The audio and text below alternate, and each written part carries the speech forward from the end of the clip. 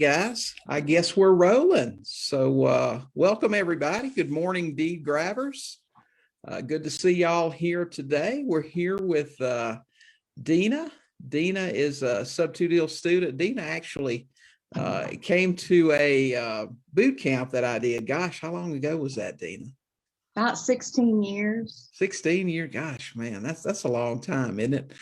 But she came on there and man, she has just gone crazy with sub-2 and creative finance. And she's here this morning to share some secrets about creative financing and probate and that sort of thing. So, you know, just some in the trenches kind of stuff. So it's fine to have a teacher, a mentor, what have you. But when you talk to people that actually get out there and do this stuff every day, sometimes they know some tricks and some things that make things easier for you. So welcome, Deena, to Go Talk. Thanks for having me. Yeah, we're glad to have you on here today. Hey guys, want to tell you about a couple of things. We're streaming to you today from the sub2deals.com business page. So it should be shared over here. If my lovely assistant has done that, it should be shared into the subject to group. If it is, and you want to comment, and we certainly want you to comment, you will need to click on the video to do that. So guys, do that so you can comment and get that freebie that we're going to have for you here at the end of the broadcast. Just want to give you a couple of announcements before we get started. And one is the Sub-2 Palooza. Guys, we're going to have a fantastic event in New Orleans this September, September 9th and 10th. Down in the French Quarter, and I want you to go over and take a look at the website, sub2palooza.com. Give us your email address. We'll give you more details as they're available. And also, we set up a page a couple of weeks ago at sub2coolstuff.com, and you can actually get over a dozen tools to help you in your sub-2 business. So we're sharing this again from the sub2deals.com business page, so you can share it, you can invite your friends, whatever you like. We can get this out to a bunch more people. So anyway, let's get rolling. We've got Deena here, and she's going to talk to us about a whole bunch of probate and creative real estate stuff. So Deena, what do you want to get started with this morning? Hello from Kentucky. Oh, well, let's start with that. Number one, I'm not an attorney. And number two, I'm in Kentucky, and everything I say applies here.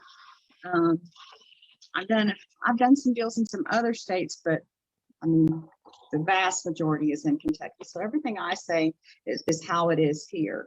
But there are similarities everywhere. So we're just going to go with that.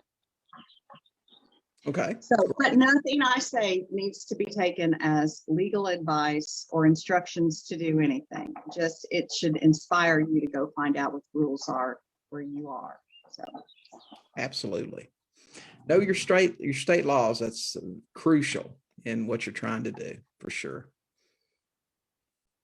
My turn. Okay. Absolutely. So a couple weeks ago, I was watching a playback of some stuff on probate, and I love probate, and there were just a few little things that caught my attention that didn't really exactly either apply or weren't said in a manner that lets you know how to move forward. Number one, I ended up with the feeling that over and over again, it was said that probate always has to be filed. Probate does not always have to be filed. There are lots of reasons a probate doesn't have to be filed. And it's just in your best interest to understand what they are. And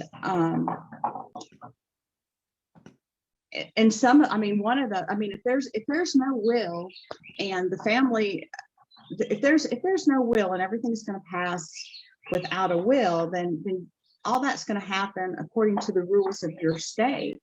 And depending on the assets these people have and the bills they have, I mean, there's lots of times the families around here even just don't even have the money to file a probate, but those assets still pass according to the law.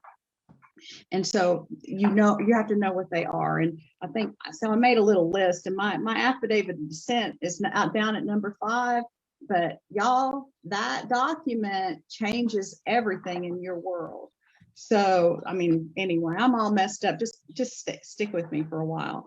But also, it was said that you couldn't do, you were going to have to cash out. Everything said you had to cash out these estates. You couldn't do a sub-2 deal. Well, by far, my favorite sub-2 deals are estates. The person who has the mortgage, who's liable for that debt, I mean, isn't here anymore.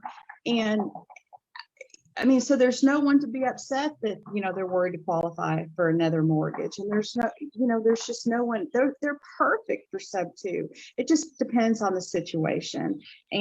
But they're easy. They're the easiest ones to do if you can just find these people and talk to them. And I don't know, William, please help me. You know, I'm not a no, speaker. I mean, absolutely. I know exactly what you're talking about. I mean, there are situations where obviously, I mean, you can take over a sub-2 of a deal that's in probate. You know, and it's just like you said, you know, check the will. I mean, a lot of times if the heirs have the property, then they have the right to go ahead and do stuff. If it's already been deeded to them, then they absolutely can go ahead and do stuff with it without going through the probate process. Okay, so like also what he's talking about with the will, so that's on my list too. Obviously, I'm assuming everybody knows that when someone dies with a will, they're testate. That means there's a testament to what they want to happen with their belongings. And so different around here, at least, different attorneys do these wills differently. And some of them will contain language that lets the heirs sell the property at will. Others won't put that in there. And those are the ones that want the families to have to continue with their services and charge a whole lot of legal fees to push it through a probate court to get approval by a judge, and all these waiting periods and notice periods. So I mean, read the will. I mean, that will tell you a lot of, you know, just how easy or difficult it's going to be to get to a closing table. And if they don't, I mean, if people aren't in agreement, or the heirs aren't just given the right to, you know, make the decision to sell, then it's just a longer, drawn out process. And I don't like those as much. I like the ones where, you know, they can sell, and truthfully, I love the intestate ones, because if it's intestate, if there is no will, then the rules are cut and dry. You know, if they're married, the spouse gets 50% and the children split the rest. If they're not married, their children are going to get it. If they don't have any children, it goes back up to their parent. I mean, it's just very cut and dried. And so then, you know, it's a roadmap. You know, it's easy to figure out who you need to contact, because, you know, the first thing you've done when you know, start looking at this property and figure out somebody has passed away is, you know, look up the obituary. It's going to tell you everything you need to know about, you know, who the family is, and, you know, I mean, it's a great place to start. So, let me just back up and say, and I know we mentioned this in the beginning, but if you're going to go after a specific, you know, niche in real estate, and whether that may be probate or foreclosures or evictions or whatever it may be, it is so important that you know everything about how the law works. And what you'll find, and this may be surprising, but what you'll find is that in a lot of cases, you will, if you really study the law, you will know more than some of the attorneys that practice. And a lot of it's just like attorneys that tell you sub-2 is illegal, and you will run into that stuff. But they just don't know. They don't understand how it works. So, you know, Deena and I were talking before we got on here about how so many times, just because somebody has a couple of letters after their name, or, you know, the designation, attorney, lawyer, whatever, they just believe those people know everything, and they don't always know everything. You know, if you're gonna, I'm sugar sweet when I talk to them about this, and I know you are. And truthfully, what I do, I don't inform them of anything. I just ask questions that lead them to the understanding of where we're going. And I'm like, I'll just tell them I've been doing this for a long time and I've done this lots of times. So please tell me where I've gone wrong or what I need to do different or whatever. And usually we always end up back where I want them to be. But it is, I mean, it's a difficult thing. And a lot of them do think that, I don't know, everybody likes these cookie cutter deals, and they like to do it the way they do it every other day of the week, these attorneys and title companies. And, I'm just fortunate. I mean, I work in one place. I've got lots of law firms and title companies that are, good with closing. I close my own when I buy, but when I sell, they're fine. They're fine Right. closing those. So. Yeah. And that's an important skill to have, is being able to self-close your deals, for sure. A lot of people don't understand how simple it is to do it. You can do it with a notary. We had a question this morning from someone in the Sub 2 forum about, will we be talking about that at the Sub 2 Palooza? And absolutely, we can do a session on that. It's super simple to do, and it's pretty straightforward in any state on self-closing. But when you can't find an attorney or a title company that'll do things for you, that's going to be really important. Hey, Renee, good to see you. Mark, Tammy, good to see you. Gail, good to see you. Yeah, a lot of people are saying probate is some of their favorite. So yeah. Hey, we're in the sub2deals.com page today, so you can actually share this in your group or on your page for any of your other real estate investor friends. Let's get as many people on here as we can. If you got questions, please ask. We've got Deena on here. I know, Deena, you do a lot of your business with probate and some of these hard to close deals, don't you? I do. I love those. They're like if you're willing, well, but of course, let's just say I've been doing this for a really long time. So I feel very comfortable making my own documents and closing my own deals, and knowing that when I'm finished, my title is marketable. I understand exactly what's owed, and like I said, and the documents are right and insurable when I sell. Yeah.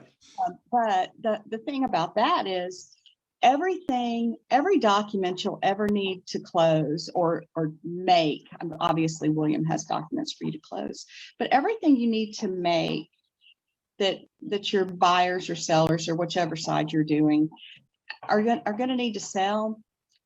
There are thousands and there's millions of them at your courthouse that have already been done and recorded. And deeds, I mean, they're all the same except for the little parts of them that change, the dates, the property, the people, the price, that kind of thing. And so it really is, even if you don't feel comfortable just using a form document and filling in the blanks and trying to record that at it's so easy to go down there and get samples of different kinds of just different. William, I hate when I get on here and look for it. But anyway.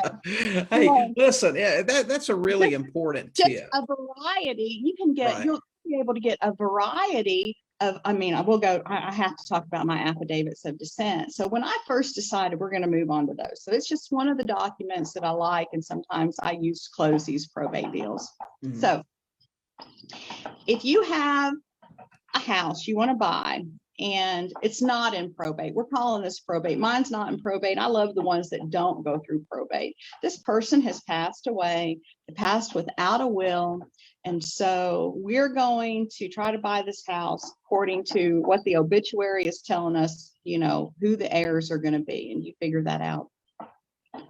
Well, if it doesn't go through probate, obviously something has to happen to change ownership from the person who's passed away to the people that you're trying to deal with.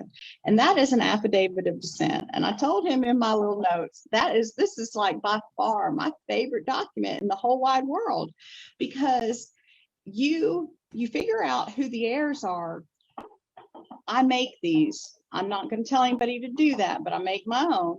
You make the affidavit of descent, and it will specify who the person that died was. It says when they died. It says whether they're married. It says where they were a resident when they passed, and that at that time they owned this real estate. And then the next thing says, you know, it's a sworn statement that at the time of this person's death, this is the whole list of the heirs of this person. And then it'll have, for instance, let's say this guy was, you know, had a wife and 2 kids, and they're all adults.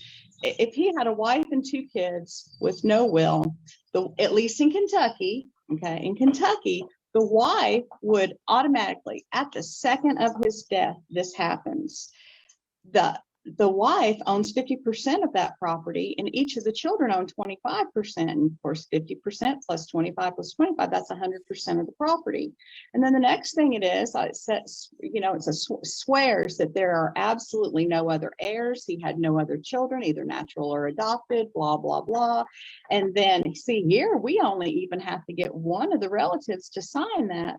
A lot of states, they'll want two people to sign it. A lot of times I get 2 of the relatives to sign just to, you know, make it look more whatever. But here we only even have to have one person sign that. When that affidavit of descent is then recorded at the courthouse, it's going to get recorded the same place you record a deed, same place you record a lien or a release of lien, anything. That document is basically a deed.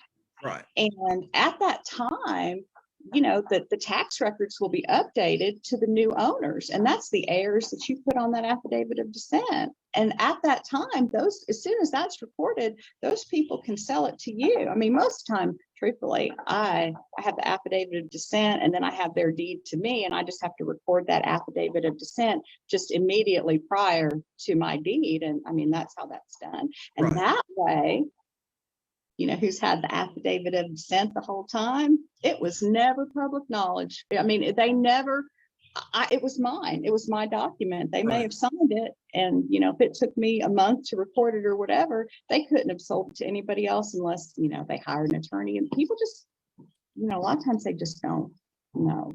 Yeah, that's right. I mean, you know, and a lot of what we get paid for is what we know.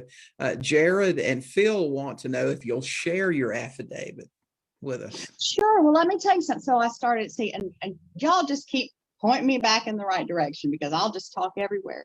So when I first, yes, I'll give you some samples, because the first time I ever saw one of these documents, I went and looked at this little ratty old house. And when I was doing the title, there was an affidavit of descent there, and it was on a plain piece of paper, handwritten out, and signed and notarized and recorded at the courthouse. I'm like, holy cow, that's how these people did this. So that's the first time I ever saw them. That's been, what, 10 years ago now.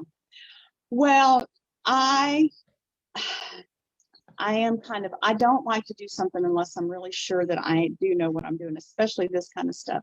So I collected, I have a folder, and it's, you know, it's somewhere, I still have it, where I collected 8 or 12 different affidavits of descent, just to see, because some of them are done differently, and some of them will have like a little chart with the percentages, and others will just have little paragraphs explaining and everything.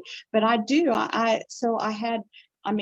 my file, it says random AOD, so they're just random affidavits of descent, and they were just samples for me, because like I said earlier, everything that you'll ever need to record and make, there's thousands down there for you to go look at, Right. and make copies of, and just use as a guide, because they all of these things, there's particular things that have to be in every document. Right. And, you know, those are the only things that change every time. And so, Right. yeah, I'll be happy to give you a few. I'll even dig up the handwritten one that flipped my mind when I think what they're looking for is just something, to know a what they're sample looking for. document that they could use or something. Now, and Right. remember, she just gave you an important tip here, guys. If you're ever, and you hear this question a lot, which deed do we use? How do we know? Because deeds are different. Notary acknowledgments are different. Some states require witnesses, some don't. The notary's good enough. And you need to know what's used in your state. That's so critical. And we've already mentioned that here this morning. No matter what you're going to do, you need to know the laws surrounding it. It's going to help you be much more successful. So she can share the one for Kentucky with you. Will it work in your state? Well, I don't know. What you need to do is get online or either go down to the courthouse if your courthouse is open and look up this document and pull a few of them and see the similarities. And then you'll know what you've got. Just go home and duplicate that. That's all you got to do. Hire somebody to retype it for you or do it yourself if that's what you want to do. So, yeah, I agree, Rainey. Top secret information. This is real world stuff. It's not stuff out of a course. It's what people do every day. Rainey also asked, so how do you ask whose you can look at? If you're talking about the documents at the courthouse, that's open record. If you've got online access, you can search by document type and it'll actually pull up images for you to take a look at. Super simple, especially today. Now, when we got started 15, 20 years ago, we didn't have all that cool stuff. We actually had to go to the courthouse. Remember, you have to go to the courthouse. Yeah. Right? Listen, I can remember the days of driving for dollars all week long. And then a certain day of the week, I would go to the tax assessor's office and look up all of these houses to try to get the current mailing addresses for the owners. And then, man, they came out with a CD every year, and that was great, but they only got updated once a year, And of course, now you just go online and get all, or you've got PropStream or something like that. So, man, things are so much easier now than they used to be. We used to work hard, didn't we? I know. And then you do all that research. You might spend the whole day in the basement of the courthouse and you get home at 8 o'clock that night. You'd have a list this long of stuff you didn't get. And it would just drive you crazy. And then you go back and But I mean, we learned how to do stuff ourselves. It was nothing to type up a deed. And go and have that thing done, drive out at 10 o'clock at night to get somebody to sign a deed for you, get your buddy to be a notary because mobile notaries weren't that big a deal then. So you get your buddy, you both get your notary license so you can notarize stuff for each other and all that stuff. Yeah, man. Well, I can't tell you how many times I've gotten in my vehicle and had one in the back seat just on the chance I was going to need her to witness something. Yeah, that's right. So many times, most of the time, of course, here I go off on a different tangent. Most of the time when I go talk to somebody, I already know all the questions and I already are the answers to all the questions. And I already know who needs to sign and I already know what they owe and I already know who they owe. And I know. So, so many times when I meet somebody the very first time, I shouldn't even tell you all this, I've already got the deed and everything else they need to sign. And if I really know where they are and they know I'm coming and I know they're happy that I'm coming, I may very well have a notary in my back seat. Yeah. Absolutely. Be ready. I mean, it's just being prepared when somebody's ready to go. And another example of that, somebody that I'm working with this past week, I mean, we had a seller that was ready to sign off on some stuff and they made the appointment for, 3 or 4 days in the future. And I said, well, that might be a mistake. If somebody indicates that they're ready to sign off on something, you need to get out there. Do that in Bowling Green. Right now. That's right. Yeah. Because if there's another shark in town like Deena or whoever, they're not going to wait. And we see that happen time and time again. We had another student several months ago that ran into a similar situation. You can't steal in slow motion.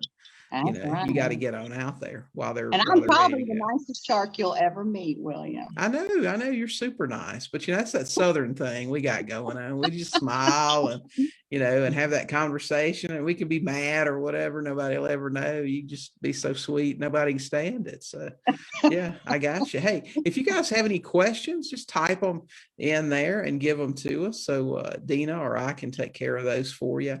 Again, if you're thinking about New Orleans this fall, go check us out at Sub2 Palooza. Give us your email address and we'll keep you up to date on that stuff. And don't forget to go over and pick up those, I don't know, what is it? Well, I don't remember how many we put on there, 12 or 15 different tools for you at sub2coolstuff.com. So anyway, Deena, let's so that's probate, and we'll come back to that if anybody's got any questions. But something on the list that you put that I'm excited to talk about too is partial interest or fractional interest in property. Now, a lot of people don't know how that works, and some people, I guarantee you, there are investors in here right now that aren't even aware that you can own part of a house and that might have value. So tell us about some deals that you've done with partial interest and how that worked for you. Well, and truthfully, so many of these things that have happened to me. I mean, it never would have occurred to me either that I could completely control a property that I really only owned, 5/7 of or something like that. And there's several properties that I own right now their titles aren't insurable, their titles aren't marketable at this time. Now, because I own a fractional interest and not everybody could be found to either sign or was willing or whatever. And so a lot of the laws in Kentucky, favor me.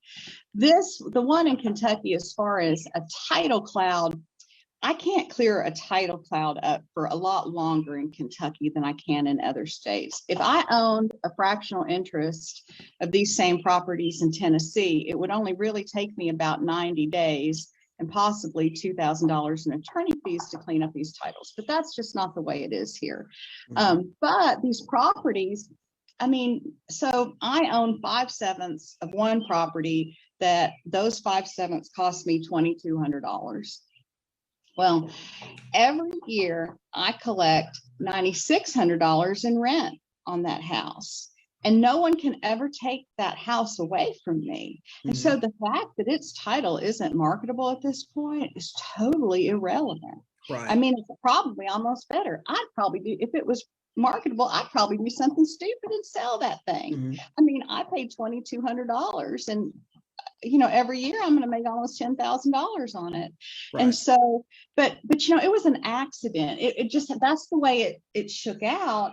And then you realize, it's, even though I can't sell this and it's completely mine to do with whatever I want. Right. And when I die, it'll be my kids to do with whatever they want. It doesn't have, that it's just not a determining factor. And then, there's been lots of other times where, I say lots, there's been a few where, I was dealing with these families that weren't talking to each other.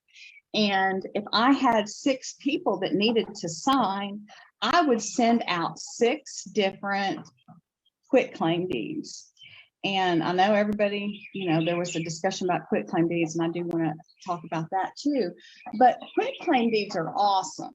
And I hate here I go again. But a quitclaim deed is a deed that somebody signs, and there's really no guarantee. That the person that signs a quitclaim deed may not have any claim on a house at all. Right. Okay?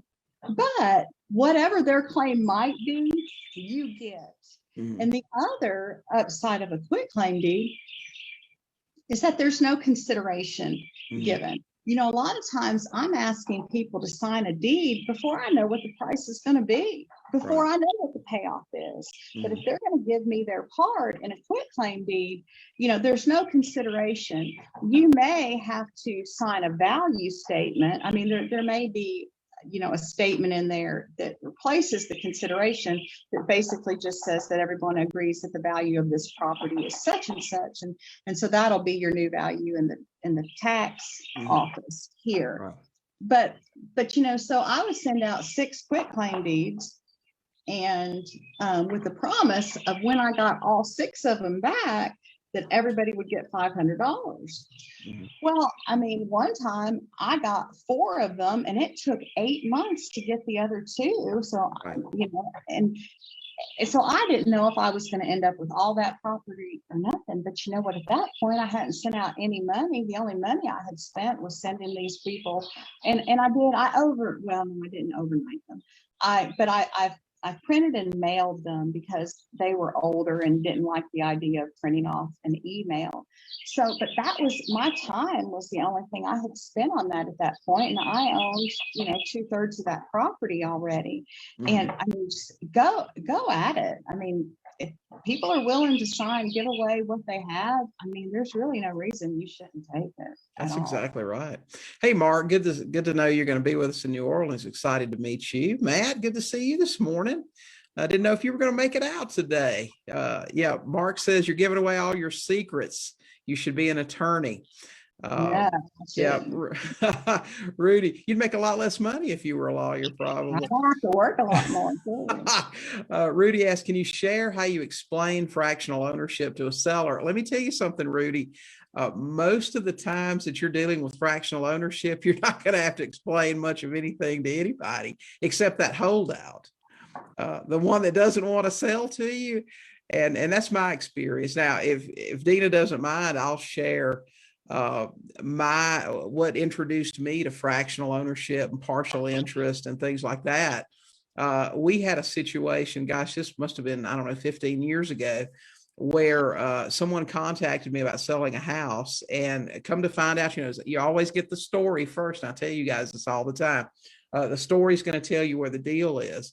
And we had an older couple. The mother had finally passed away, and she had 4 children.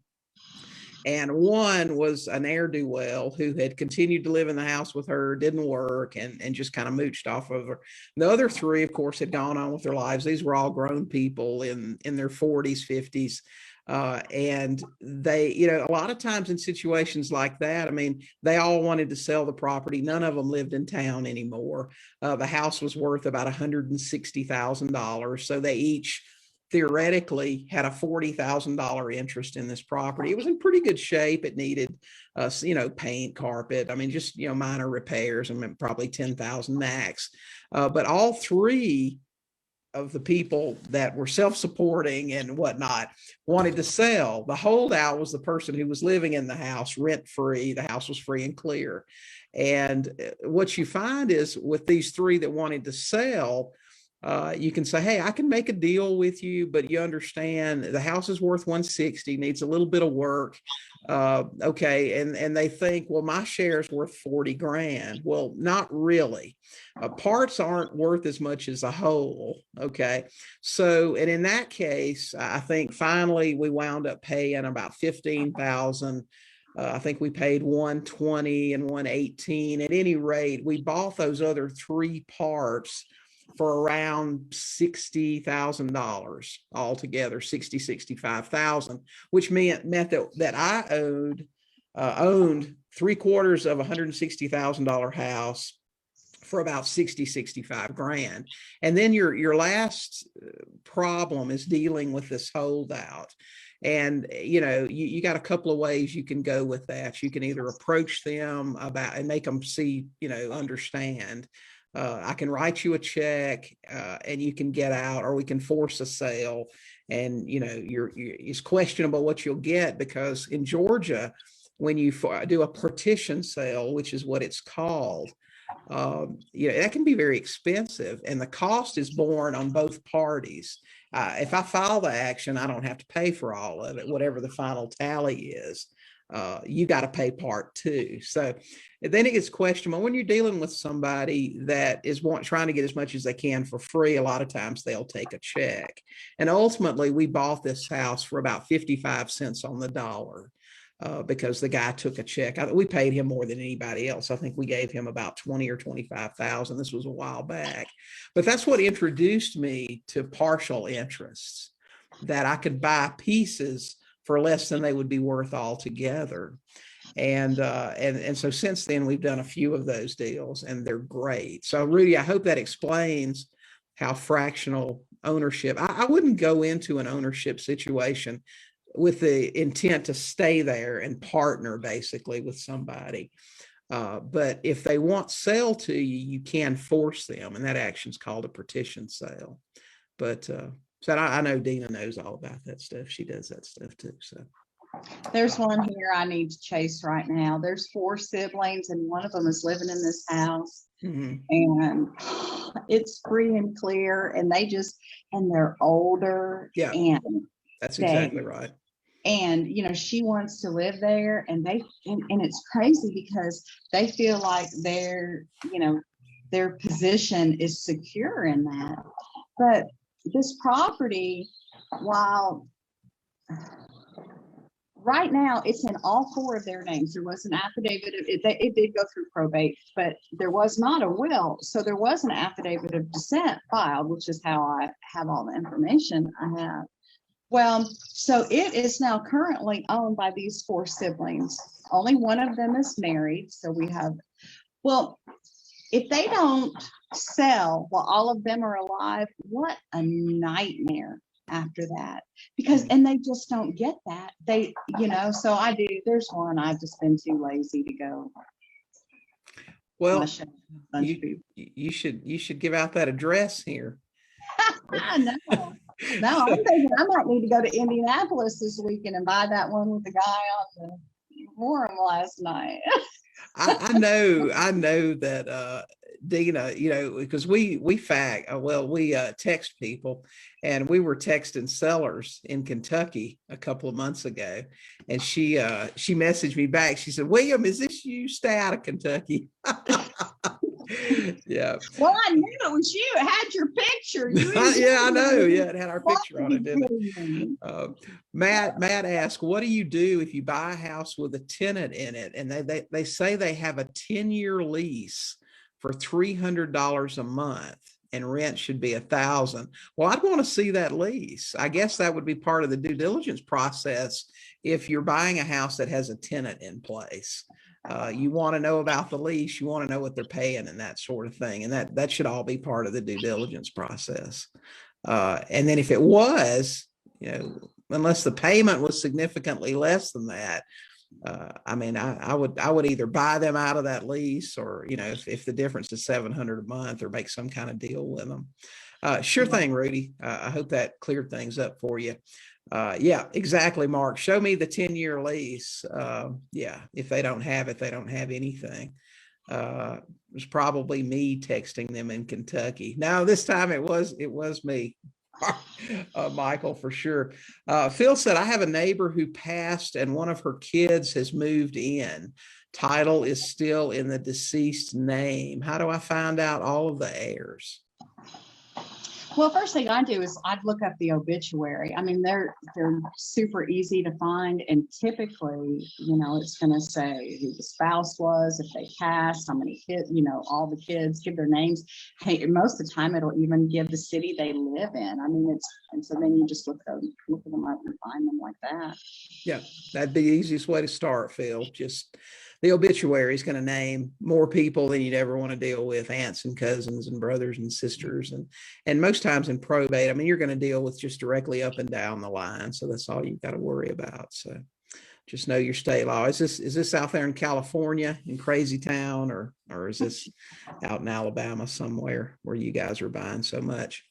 Okay, guys, if you got any other questions, let us know. We were talking a little bit about quitclaim deeds earlier, and Deena wanted to address. She had seen somebody comment in the forum that she didn't think quitclaim deeds were valid in her state. And we're here to tell you, a quitclaim deed.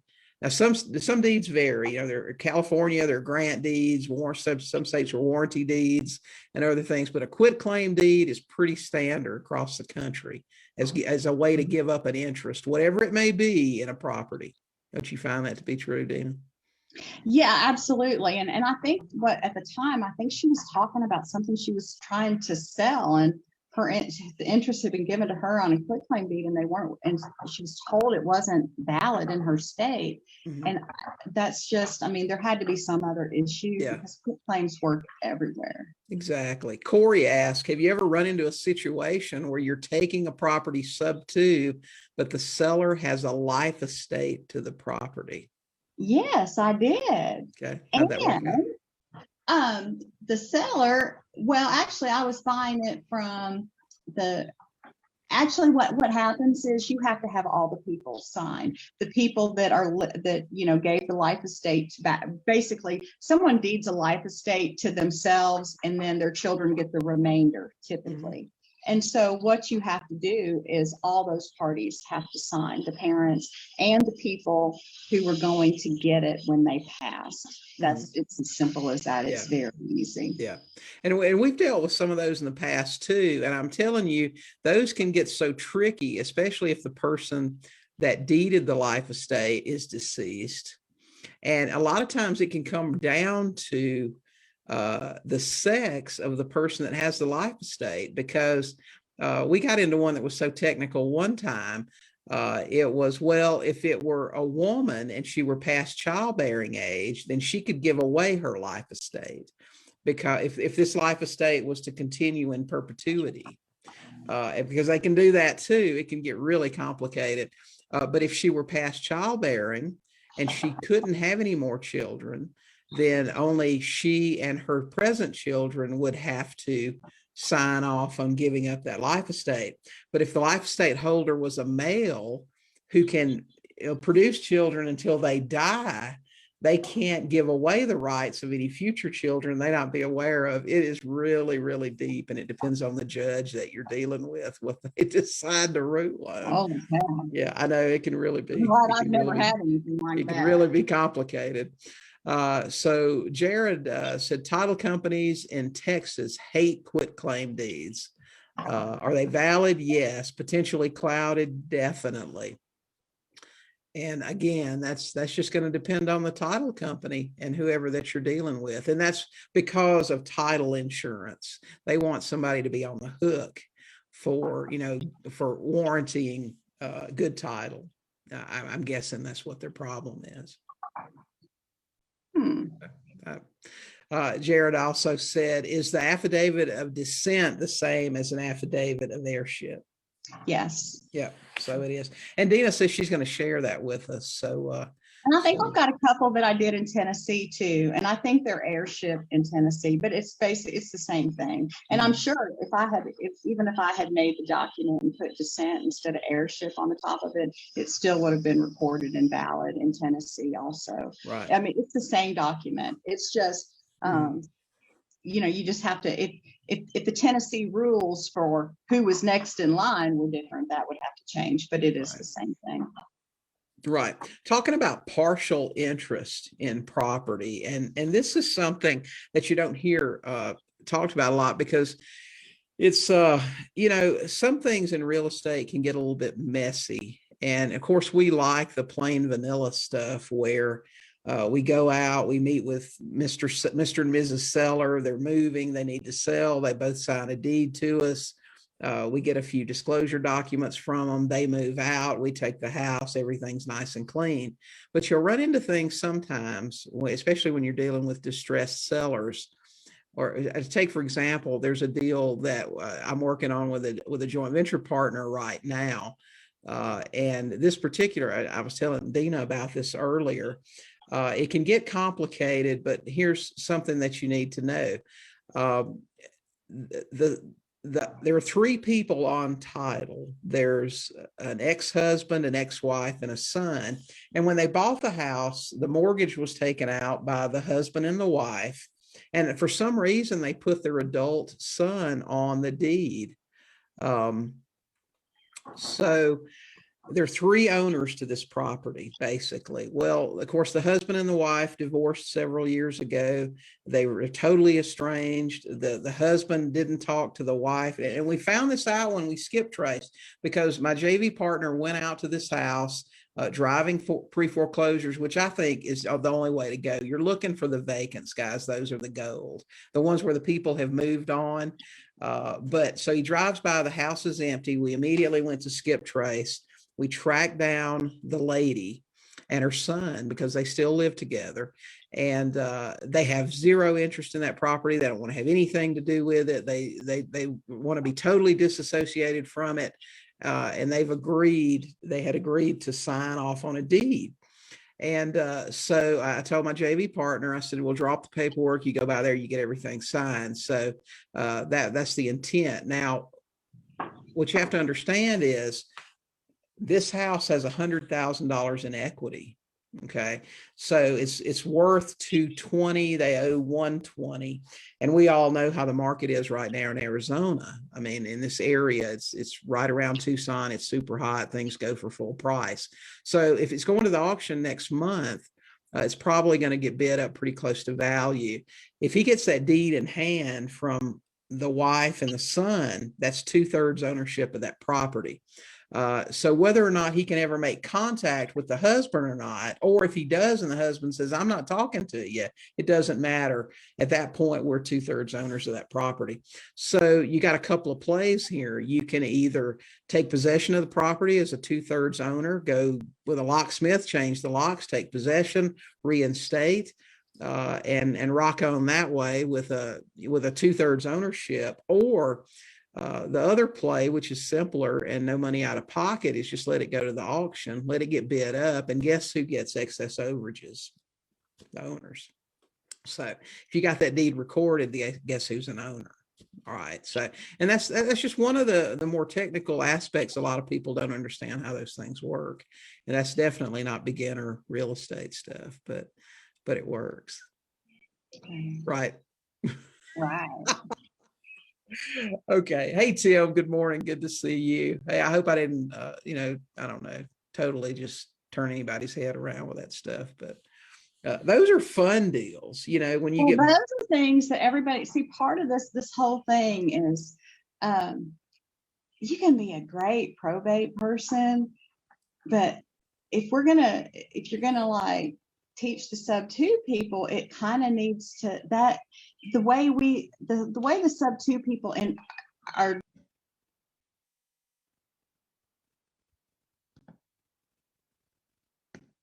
that it's about all these things people talk about and you experience. It's like if you'll just keep thinking about stuff and keep putting the information in there, that it's like all of a sudden, I mean, I don't know how long ago it was, but probably 10 years ago, it occurred to me that, Deena, you know everything you need to know to take care of yourself and your family forever. You know what I mean? I already knew it. It was just about putting everything together. And it's just, so all these the things that William says, I mean, just go with that, even if you haven't experienced it, because you can totally control real estate with way less than 100% ownership. Absolutely. Oh, yeah, for sure. Yeah, that's definitely for sure. And guys, just so you know, at Sub 2 Palooza, we're having a bonus day. Now, the days of the conference are the 9th and the 10th of September. We're having a bonus day on September 11th, all day Saturday, for our coaching group students and our JV partners. And that's the kind of stuff we're going to talk about. It's going to be advanced tax planning, entity structure, and super creative financing. So, man, we hope you guys can make it. Hope you guys become coaching students and participate in that bonus day for us. With us, we're going to have a really great time down there. Deena's going to be down there, and some other folks are already going to be there, coaching students and everything. We're going to have super good time. So, Deena, any closing remarks or anything you want to share with anybody that maybe you've been seeing in here and you want them to know that that's not the case? You really can do this stuff. I know she and I talked a little bit this morning about teachers, and there are a lot of great teachers. Some people are more conservative than others. That's okay. The example that we were talking about this morning and that I gave is that everybody's got a different boundary or a different tolerance level for risk. Is it misleading to post a bandit sign that says I pay all cash if you're a sub-2 buyer? I don't think so. If a seller's got cash coming, I'll write them a check. So they did get all the cash that was due to them. You've got some people out there that'll tell you if you post an ad trying to create a buyer's list, for example, I've got a 3-bedroom, 2-bath house I need to sell, give me a call. And you get people calling you so you can create a buyer's list if that's fraud in some way. I don't necessarily agree with that. I think I'm trying to create a buyer's list and I have houses available all the time. I may not have one at that moment. Maybe I'm opening up a new market and I'm looking for people that have down payments and want 3-bedroom, 2 baths in Podunk, Kentucky, or whatever the case may be. But some of this stuff, a little bit on the edge, not illegal, like partial interest or things like that, or getting partial interest in a property and then collecting overages if you can't make the full deal. I don't think there's anything wrong with that. They're super creative. And they're money makers, and they're easier deals to do because most investors don't know about them or won't touch them. So that's where the money's at. That's where the fun's at for me. It's the creativity. You agree? Oh, absolutely. Yeah. Oh, I did an affidavit of descent once where it went down to some of the people on it had a 1/36 interest. It was awesome. To get all that back to add up to 100%, it was awesome. Yeah. And that's the thing, is that most people either couldn't put that together, wouldn't have a clue how to do it, the patience to do it, or understand how all the moving parts work together. And that's why it's important to mastermind and be in groups of people that have this information and are going to talk about it. That's where we're going to have a fantastic time. I'm tired of Zoom meetings with people and stuff like that. I want to talk to people and get in groups and say, hey, man, let me tell you about this deal I did last week. And you go, wow. And it really opens your mind up to the possibilities and how things work. Gosh, I didn't know I could do that. So, you'd be surprised what you can do. Hey, Tammy, good to see you. Hey, I hope you're coming to the Palooza. Looks like you might be. Can't wait to meet you too. So, Matt, Tim, all you guys, we appreciate you being on today. We appreciate Deena so much for coming out and sharing part of her morning out on her deck, listening to the birds and whatnot in Kentucky. We enjoyed the heck out of that. If you guys have any questions, pop them in there real quick. We're going to be jumping off here in a few minutes. We do this every Thursday. So you guys jump on here with us with me and my guest, and we'll have Wiley, the goat, with us talking about real estate. So I didn't realize the goat had a name. Wow. Yeah, that's Wiley. Wiley means charming and clever, and Wiley's he's a go-getter. So, hey, we're going to release all that stuff, Matt, in just a couple of weeks. We're working out all the final numbers now with the hotel and the other stuff that we're doing. So I promise you it's going to be super affordable. I try to take care of you guys, that. So it's going to be super affordable to attend and well worth it. We're going to have some great people there. I'm super excited to tell everybody who all's coming, because we've got a really great lineup of people that are going to be speaking. There are going to be no hard sells from the stage. They're not going to spend 20 minutes teaching in an hour trying to sell you some stuff. We're not having it. So it's going to be all teaching, but we're going to have some great people. So Deena, thanks so much for being here. We really appreciate you this morning. And I will send you, 7 or 8 affidavits of descent. And okay. You do what you want. But like at the courthouse, you find out what their code is here. It's AOD, and look up every one of them that's been recorded in the past 18 months, and you'll get everything you ever need to know how to do that. Okay. All right. She's going to send us the affidavits, and we're going to plug those into the file section in the Sub 2 Deals forum, so all you guys can have access to that. And I'm going to send out the freebie to everybody that participated today. And that freebie, you're going to love this. It is, because we got more foreclosures. We're starting to see more of them. We are going to see more in the future. And I've got a special report that it works great. I talk to my students a lot about approaching people in distress first with a heart to help. And this report does that. You can send it out as a mailer. You can leave it on their door in a door drop. You can use it any way you want to, but it does address some issues you can do to help them. And then also, if helping them includes buying their house, then that's what you'll do too. But we're going to give you guys that today. So, and we'll leave it in Word so you can edit it to use it in your own business. So hope you can use that and it helps out. Larry, everybody says, thanks, Deena. We love you. Good information. Hey, you're welcome. Yeah. All right. Anytime. All right. Yeah. Hey, Don, you guys have a great day. Go talk to some sellers, go buy some houses. We'll see you next Thursday.